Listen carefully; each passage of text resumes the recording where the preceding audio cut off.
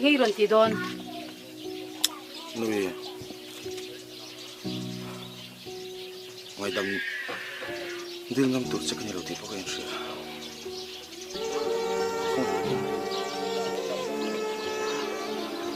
mi ngay đầm thế ngâm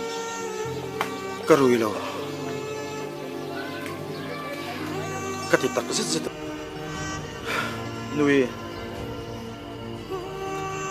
với khát chết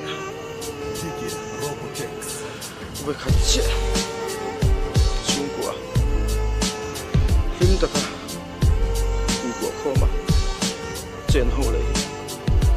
cái tuổi cái lên món mà bắt sao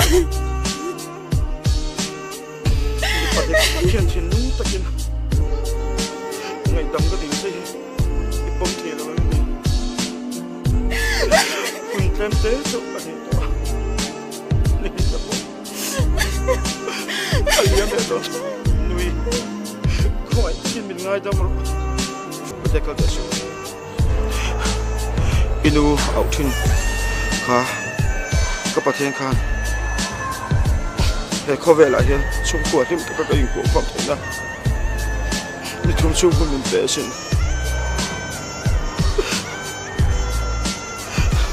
cái là cả cái tay thiên du mang tự cái nó không phải tất nhiên ít ba ngày tấm ta tìm thấy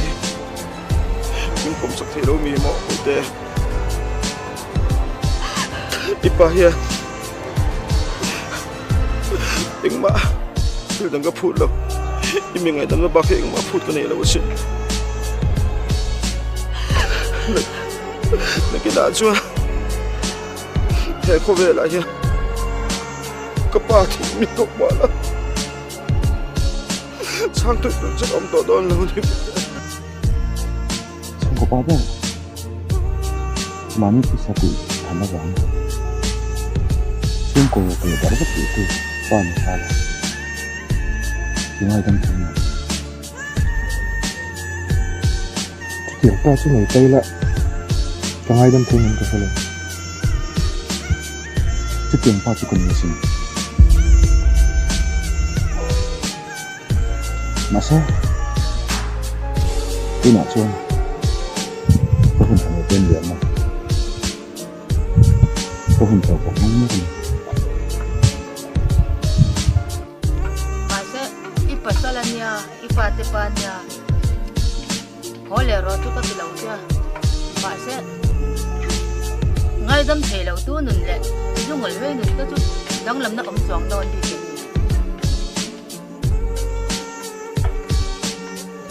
muốn đâu thì ngày đó là gian point à cần cho thiếu chỉ xoay thôi thì ngay đâm chủ rin mình thì ngay đâm thề lâu tu đi tu ở thời đầu đâu đấy